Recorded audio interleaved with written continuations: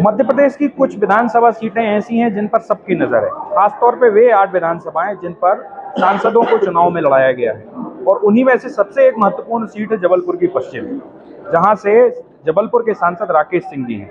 राकेश जी, एक छोटी पिच पर आप लड़ रहे हैं, क्योंकि लंबे समय से आप लोकसभा लड़ते रहे और ये विधानसभा, कितना फर्क समझ में आ रहा है?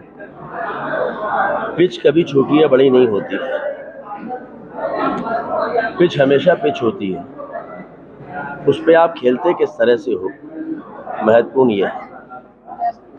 और राजनीति के क्षेत्र में काम करने वाले कार्यकर्ता के रूप में मेरे लिए हमेशा से जो मापदंड रहा है वो विकास रहा है, और इसलिए पिच छोटी हो या बड़ी, शाश्वत विकास ये मेरा विषय है। शुरुआत में ये बात कही गई कि सांसद जी के पास समय कम रहता है, इसलिए वो उस इलाके में लोगों से नहीं मिल पाए। क्या ये बात अब खत्म हो रही है? सांसद के पास अपना कोई इकोसिस्टम नहीं होता, और इसलिए फैलती हुई अफवाहों को रोकने में समय लगता है। लेकिन एक बार जब मैंने बातचीत करना शुरू किया तो लोगों के ध्यान में आया कि सांसद के पास तो बहुत समय रहा है। जो विधायक हैं, एक 18 वार्ड की विधानसभा होने के बाद उनके पास समय नहीं रहा, ये लोगों के बीच में स्पष्ट हो गया। तो इसलिए अब वो बात तो खैर कहीं है ही नहीं। बात सिर्फ इतनी है कि जनता का आशीर्वाद कैसे और किसको मिलता है।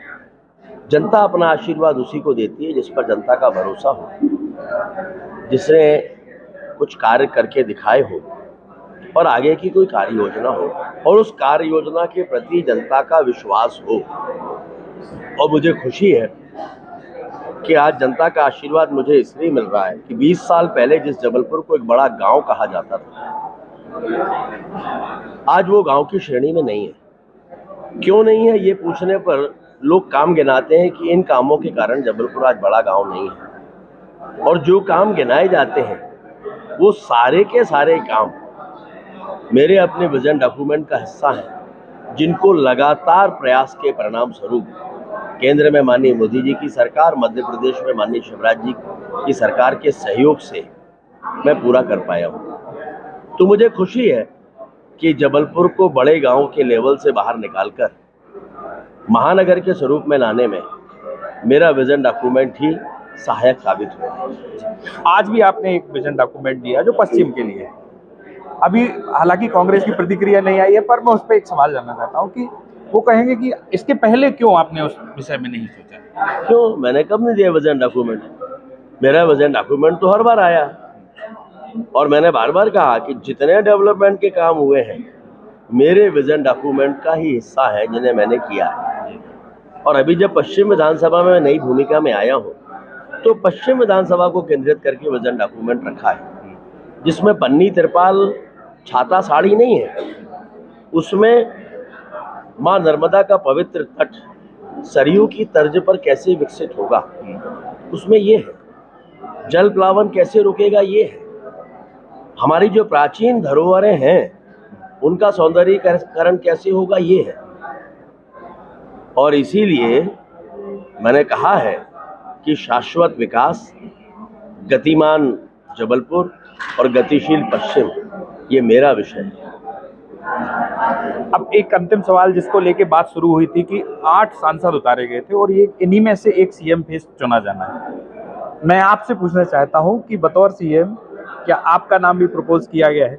क्या आप किसको बतौर सीएम देखना चाहते हैं? मैंने बार बार कहा है कि ये सवाल मेरे लिए बेमानी है। हमारी पार्टी ने, हमारे नेतृत्व ने एक कार्यकर्ता के रूप में मुझे पश्चिम विधानसभा क्षेत्र में प्रत्याशी की भूमिका में भेजा है। मैं उस भूमिका के प्रति पूरी ईमानदारी से, जिम्मेदारी के साथ अपने कार्यकर्ता भाई और बहनों के कंधे से कंधा मिलाकर काम कर रहा हूं। और चुनाव जीतने के लिए हम चुनाव के मैदान में हैं, और जनता के आशीर्वाद से हम चुनाव जीतेंगे, जीत रहे हैं। जनता का आशीर्वाद ना हो तो चुनाव जीतना संभव नहीं होता। बस मैं इतना ही कह सकता हूं कि आगे की जो बातें हैं उनको निर्णय करने का काम या उस पर टिप्पणी करने का काम मेरा नहीं है। वो काम नेतृत्व करेगा, नेतृत्व जब और जिसको चाहेगा उसको किस भूमिका में रखना है उस भूमिका में रखा जाएगा।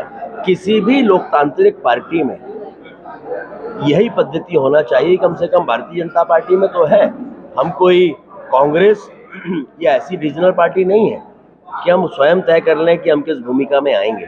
हमारे यहाँ सामूहिक निर्णय होता है और उसके आधार पर उनका क्रियान्वयन होता है। ये एक सवाल है जिसका जवाब भारतीय जनता पार्टी मेरे अंदाज से चुनाव जीतने के बाद देगी, लेकिन आज की स्थिति में जो चुनाव शुरुआत में एक तरफा दिख रहा था वो टक्कर की स्थिति में आ गया है। परिणाम क्या होगा ये 3 तारीख में पता लगेगा। विश्वजीत सिंह, ईटीवी भारत, जबलपुर।